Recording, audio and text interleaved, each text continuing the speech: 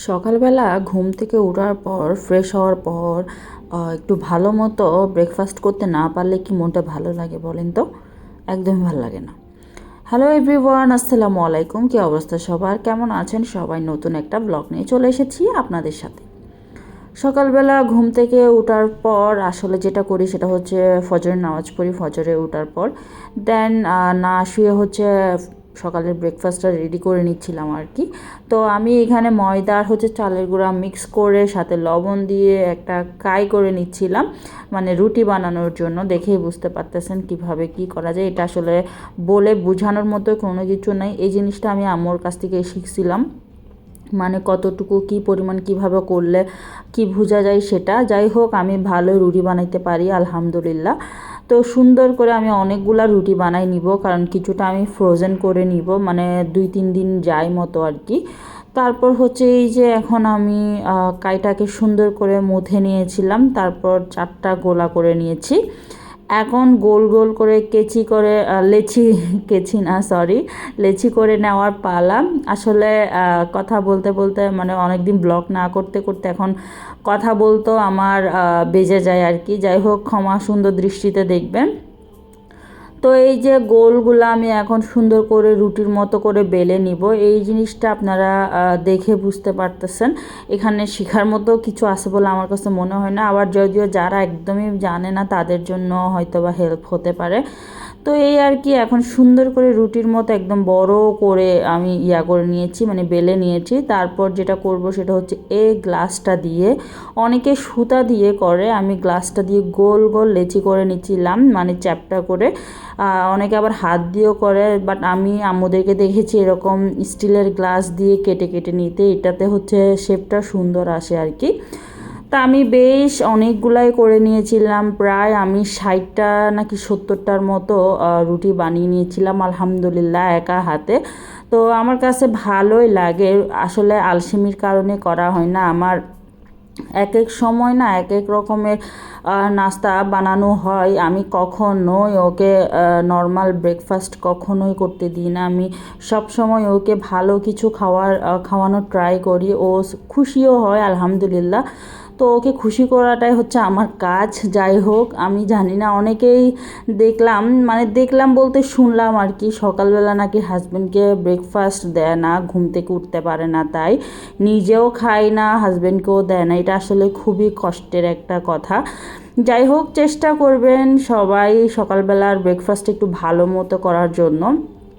এখন যে আমি করতেছি বলে বলতেছি না, বাট চেষ্টা করাটা আসলে মানে ভালো একটা দিক আর কি।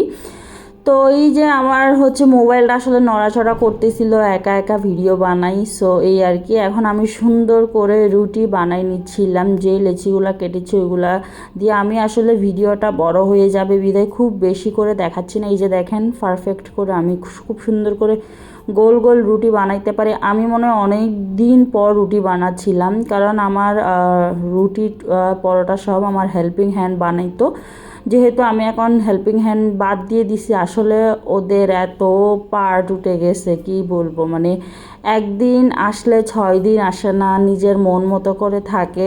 তো এটা হচ্ছে আসলে আমার কষ্টের, যেহেতু আমার ইগোতে লাগছে তারপর আমি বাদ করে দিয়েছি, আমি আর রাখি নাই।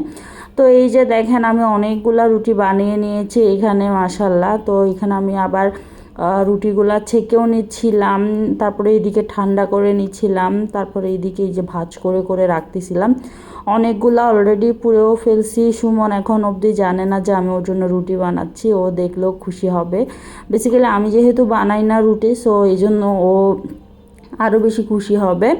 তো এখন রুটি বানালে কি হবে, রুটির সাথে তো অফকোর্স ভাজি লাগবে, তাই না?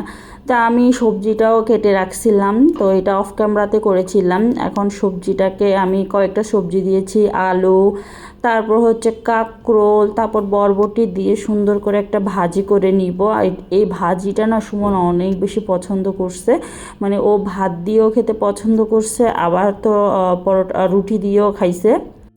আর ও বলতেছিল ইদানিং নাকি আমি যাই রান্না করি তাই অনেক বেশি মজা হচ্ছে। এটা শুনে আমি যে কি খুশি, মানে কখনো কখনো না ও বলে যে এটা আরেকটু এটা বেটার হতে পারতো বা এটা এরকম হতে পারতো এরকম, কিন্তু এখন আলহামদুলিল্লাহ কোনো কিছুতে ও বলে না। মানে ও বলে যে আমি যাই রান্না করতেছি এখন সব কিছু খুব মন মতো হচ্ছে, মানে একদম রান্না পারফেক্টলি শিখে গেছি আমি। এটা শুনে আমি অনেক বেশি খুশি আলহামদুলিল্লাহ। আসলে যার জন্য কষ্ট করতেছি সে যদি খেয়ে শান্তি পায়, সে যদি খুশি হয়, তাহলে কষ্টটা আসলে সার্থক হয় আর কি।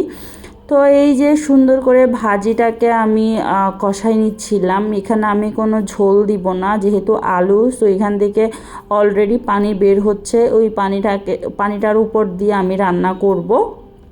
কারণ ভাজিতে মানে ঝোল দেওয়াটাও একদমই পছন্দ করে না, হালকা একটু ঝোল থাকতেই পারে, বাট এটা একদমই পছন্দ করে না। আর আপনারা কিভাবে রান্না করেন কমেন্টস করে জানাবেন। তো এই আর কি, এখন আমি সুন্দর করে একটু নাড়াচাড়া করে নিচ্ছিলাম। এই খুন্তিটা হচ্ছে গিয়ে আমার আম্মু আমাকে বিয়ের সময় দিছিল, যেটা আমি একদমই ইউজ করতে ভুলে গেছিলাম। তো আজকে আমি ইউজ করতেছি, মানে কত কিছু দিছে, মানে ভুলে যায় আর কি ইউজ করতে। যাই হোক, এই যে আমার ব্রেকফাস্ট রেডি, সাথে ছিল চা। আগে রুটি দিয়ে ভাজি খাবে বিদায় হচ্ছে আমি চাটা নিয়ে আসি নাই, পরে নিয়ে আসবো। সো আজকের ভিডিও এতটুকু। সব